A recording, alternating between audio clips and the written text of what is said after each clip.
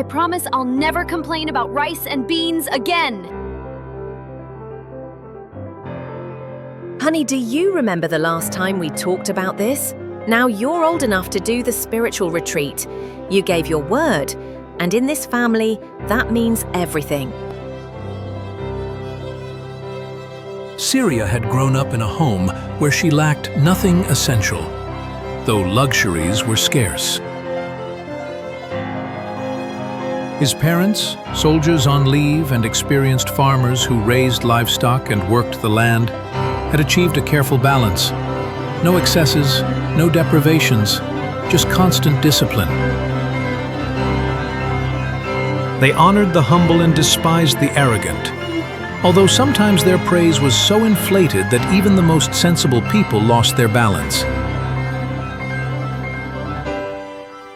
Kesar family tradition required all children under the age of 12 to learn the virtues of simplicity through a spiritual retreat, which consisted of months of harsh conditions designed to build resilience. The lesson was clear.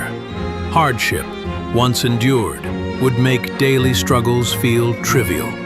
It wasn't just about toughness, it was about cultivating gratitude in abundance and grit in adversity. Siria's retreat took place in icy mountains, far from the comforts of home. Children woke to frigid showers at dawn, 5-6 a.m. sharp. No one missed that window. No one. The facility was not safe. It also served as a reformatory for criminals and aggressive patients with mentally ills. Lunch for young teens lasted 30 minutes. Half a stale roll if you were lucky. Moldy if not.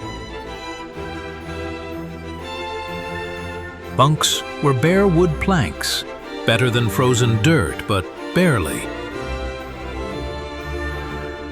Latrines lurked in the woods, accessible only during age and gender-specific hours. Venture out alone, suicide. Serial killers and rapists were rampant. A few reckless teenagers had defied the rules. Their fates weren't mentioned, but they were assumed. Every participant, parent church, and government approved, signed a waiver acknowledging the mortal risks. That was the first lesson. Your survival here is your responsibility. The most veteran attendees maintained order, their mastery of martial energy and sacred arts undisputed. Those first weeks, Siria'd cry herself to sleep, convinced her parents didn't love her. Truth be told, most kids wept, each for their own reasons, though many shared Siria's exact grievances. Eventually, homesickness crept in for her family, for rice and beans. The tears returned, though quieter now. In the final weeks, as her dormitory emptied, she stopped wallowing and reclaimed her childhood. During near-constant free time, the girls played together with kids their age in a massive playground that was essentially a forest. They'd built treehouse forts, swings, slides, and vine ropes. Snowball fights erupted daily, the joy so intense they forgot they were barefoot in threadbare smocks. Siria rediscovered something she'd forgotten. Even on that frozen mountain, the winter sun still broke through sometimes, and she won't miss those moments. At night, she'd drift off swollen with gratitude for what she had, yet buzzing for tomorrow's adventures. In that moment, Siria was happy, truly, deeply happy. Siria was now in position to welcome newcomers. Reaching martial energy is about more than skill. It's about modeling restraint, humility, and gratitude.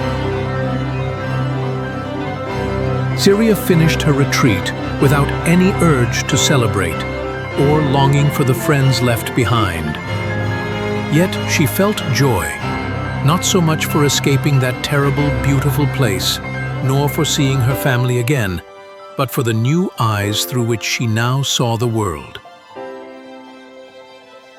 She knew with certainty she was ready to embrace life and face whatever trials lay ahead. This might not be the only experience that would define Siria's life, but it would undoubtedly remain extraordinary. The crucible that forged both the courage to meet future challenges and the humility to learn from them. Later, at 12, Siria was deep in that universally awkward phase. Worse now that her parents had relocated to a swampy coastal jungle where humidity clung like a second skin. She attended the Bastion Tugenak's military academy under Captain Francis de Ulua's command. Her parents and the Captain Francis de Ulua, among many others, served as defenders of the fortress under Rear Admiral Bastien St. Joseph. The Bastion Tugenaks, the lone sentinel on the eastern coast, became their new post. Attention, cadets! Today, we begin your journey to becoming true defenders of our nation. You will be pushed to your limits, physically and mentally. Only the strong survive here. The following weeks were a blur of physical training, combat lessons, and strategic studies. Despite the grueling schedule, Siria found the social aspects of academy life even more challenging. Why can't I get this right? Everyone else seems to know what they're doing. While Siria struggled socially, she excelled in her studies, particularly in strategy and history. Excellent form, Cadet Kesser. That's precisely how it's done. Dear Diary, another day of being the odd one out. I wish I could fit in like I fit into my studies. At least Captain de Ula seems to appreciate my efforts. Look at her, always alone. Does she think she's better than us? I heard her parents are important in the military. Maybe that's why she acts so stuck up. Siria understood their classmates' feelings, but she had such experience that everything seemed happier for her, like a bless. As weeks turned into months, Siria found solace in her studies and training, even as the social divide grew wider. Cadet Keza shows exceptional promise in her studies and combat training. However, her lack of social integration is concerning. We'll need to address this.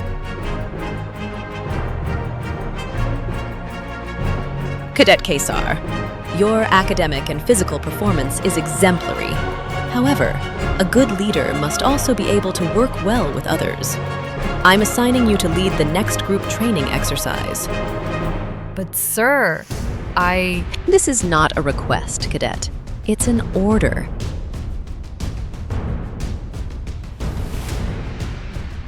Then, the next day at 0600, explosions rocked the dawn. This bastion was established here for one critical reason. It's the only point along the mountain range facing the sea where the ridges dip low enough to allow inland passage. Everywhere else is nothing but cliffs and ravines.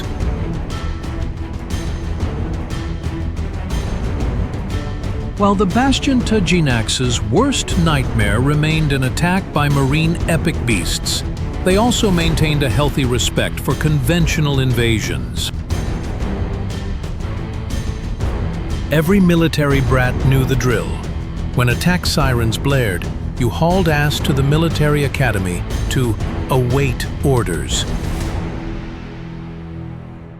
Cannons boomed from multiple directions.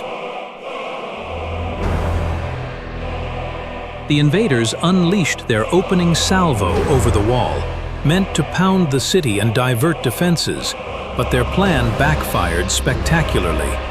The bastion's defense systems were engineered with optical illusions that distorted depth perception, making the wall's true distance nearly impossible to gauge. Their rounds overshot wildly, impacting harmlessly on the mountain range a full click beyond the military academy.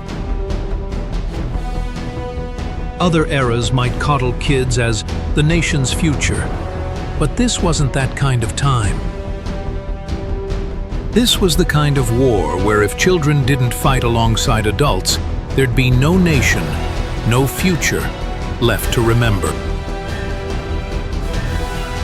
The military academy was perched high in the mountain range, overlooking the harbor, a strategic vantage point to repel invading forces, and the only position capable of deactivating the epic beast defense systems. Captain Kaser, Siria's dad, had prepped an underwater defense grid with sentries stationed in fully pressurized, oxygen-rich sentries posts, each one stealthily embedded on the coastal seafloor at crush depth to avoid surface detection. Gather intel, harass the enemy, relay to command. We split into 14 squads. Any questions? As soon as the underwater sentries reported via neural link, all clear below. Excursion is a go. The Captain Kassar and his team submerged via a wave-free cove, splitting into 14 squads. Meanwhile, the fortress's return fire sank 2 vessels and set others ablaze, forcing a retreat. But the real shock came underwater. The northern nation's offshore armada included a massive naval superbase. Who in their right mind would dare expose themselves like this to an epic beast? The colonization of the Great Anahuac by the transoceanic tribes occurred during an era when attacks by epic beasts were rare. More crucially, they were always accompanied by sacred warlords, warriors wielding the highest mastery of sacred arts, their martial energy rivaling that of 10 epic beasts combined. Captain Vike's teams regrouped, some probing the periphery while others stalked the impressive structure.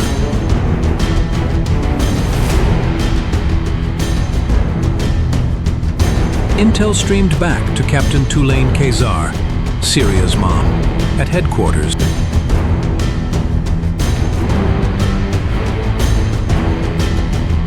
The battle had just begun.